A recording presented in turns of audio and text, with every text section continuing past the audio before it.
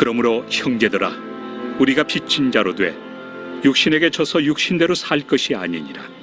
너희가 육신대로 살면 반드시 죽을 것이로되 영으로서 몸의 행실을 죽이면 살리니, 무릇 하나님의 영으로 인도함을 받는 사람은 곧 하나님의 아들이라.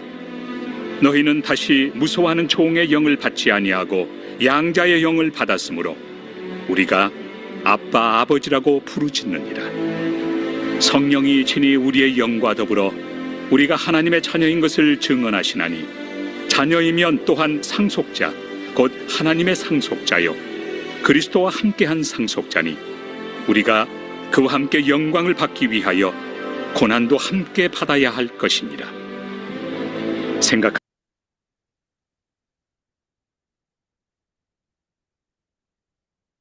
네, 오늘 본문의 말씀은 성령의 인도함을 받는 자들이 받는 두 가지 축복에 대해서 말씀을 주시고 있습니다.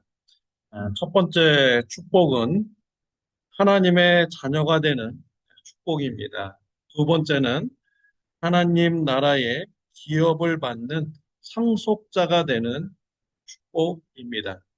첫 번째로 성령이 임재한 사람에게는 하나님의 자녀가 됩니다. 14절 말씀에 보면은 무릇 하나님의 영으로 인도함을 받는 사람은 곧 하나님의 아들이라 라고 하였습니다. 성령의 인도하심을 받는 사람은 하나님의 자녀다라는 이런 축복을 받게 됩니다. 14절에서 성령의 인도함 받다, 영의 인도함을 받다 라는 이런 단어에서 인도함이라는 이 단어는 원어적인 의미로는요, 체포하다, 구속하다, 끌고 가다 라는 뜻을 가지고 있습니다. 성령님께서 임재한 그 사람은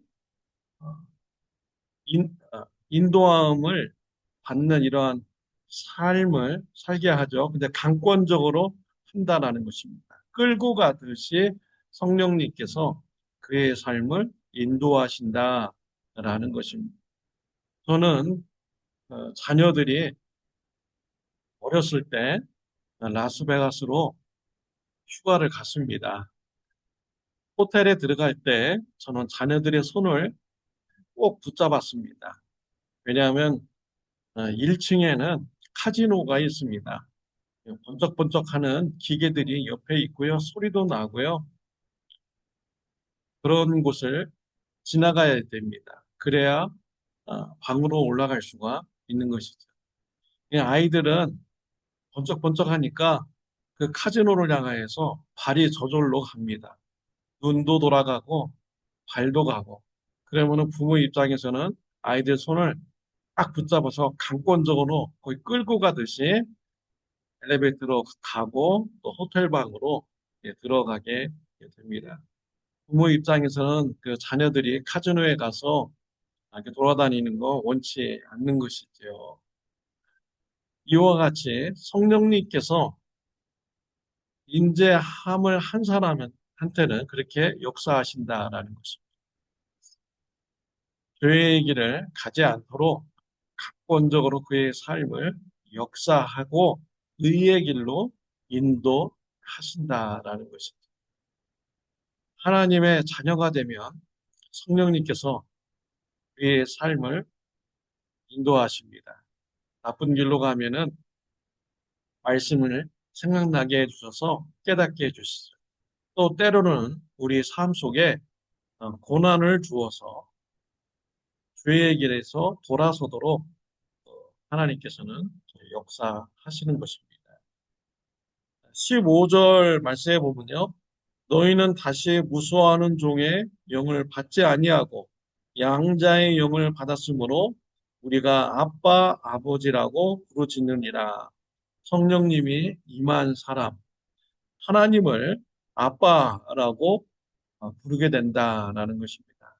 아버지를 친근감 있게 부를 때는 아빠라고 이렇게 부르게 되는 것이죠. 성령님이 인재한 사람은 하나님과의 관계에서 친밀함의 관계를 가지게 된다라는 것입니다. 얼마나 축복된 일입니까? 세상의 통치자이시고 세상의 주권자 되신 그 하나님을 우리가 친근감 있게 아빠라고 부를 수 있는 이러한 관계가 된 것입니다. 또 16절 말씀에 보면은 성령이 친히 우리의 영과 더불어 우리가 하나님의 자녀인 것을 증언하시나니 라고 했습니다. 성령님께서는 우리 안에 임재하십니다. 성령님께서 우리가 하나님의 자녀라는 것을 증언하신다라는 말씀을 주셨습니다. 성령님이 임재한 사람은 하나님의 자녀가 되는 축복을 받게 되는 것입니다. 두 번째로 성령님의 인도함을 받는 사람은 하나님 나라의 상속자가 되는 축복을 받습니다. 17절에 보면 자녀이면 또한 상속자, 또 하나님의 상속자요 그리스도와 함께한 상속자니 우리가 그와 함께 영광을 받기 위하여 고난도 함께 받아야 할 것이니라. 하나님의 자녀가 된 사람은 하나님의 나라의 기업을 받는 상속자가 되는 축복을 받습니다. 우리는 이 땅에서 좀 부족하게 살아도 좀 못나게 살아도 괜찮습니다. 소망이 있습니다.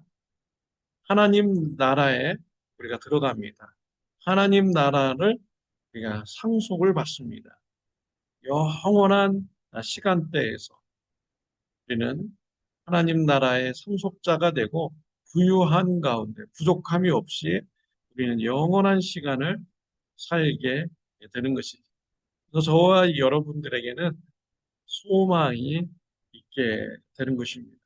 하나님의 자녀가 된 것만으로도 우리는 이미 성공한 삶을 사는 자입니다. 이 땅에서 정말 축복되고 행복한 삶을 살았습니까? 그렇다면 앞으로 더 큰 행복이 저와 여러분들을 기다리고 있습니다. 더 큰 축복이 우리를 기다리고 있습니다. 천국에서 하나님이 우리에게 큰 축복을 예비하여 주셨습니다. 그렇기 때문에 저와 여러분들은 소망이 있는 것이죠. 오늘 본문 말씀에 보면은 하나님 나라의 상속자가 되었다면 이 땅에서도 예수 그리스도와 함께 고난도 함께 받아야 할 것이니라 라고 말씀을 하고 있습니다. 우리 예수님 하나님의 아들이십니다. 하나님 나라를 위해서 이 땅에서 십자가의 고난을 받으셨죠.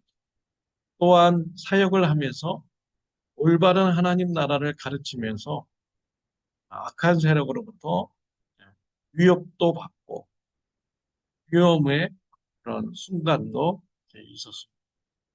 우리 예수님도 하나님 나라를 위하여 사역할 때 고난이 있었습니다.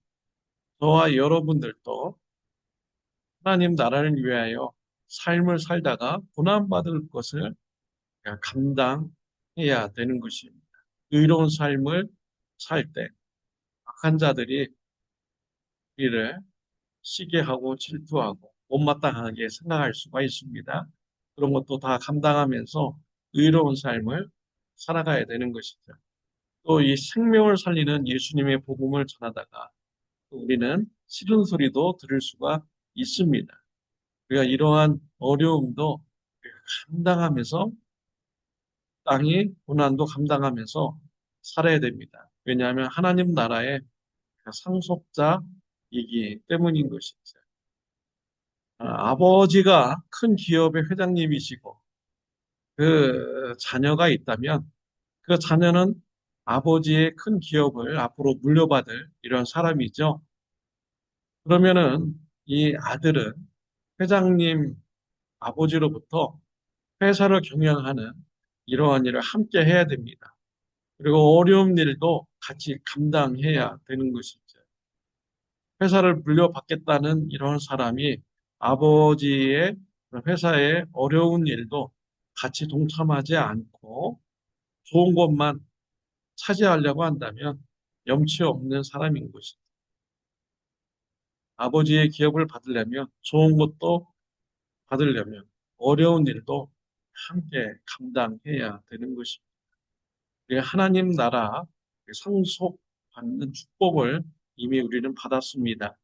이 땅에서 하나님 나라를 위하여 고난도 우리가 기꺼이 받고 하나님 나라를 위하여 충성하고 헌신하는 삶을 사시기를 바랍니다. 기도드리겠습니다. 하나님 아버지 감사합니다. 성령님이 임재하여 주셔서 감사합니다. 하나님의 자녀가 되게 해주셔서 감사합니다. 하나님 나라의 상속자가 되게 해주셔서 감사합니다. 소망의 삶을 주시니 감사합니다.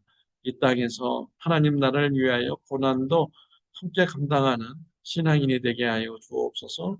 예수님의 이름으로 기도드렸습니다. 아멘. 좋은 하루 되시기를 바랍니다. 오늘 토요일입니다. 내일 주일 예배를 위해서 기도해 주시기를 바랍니다.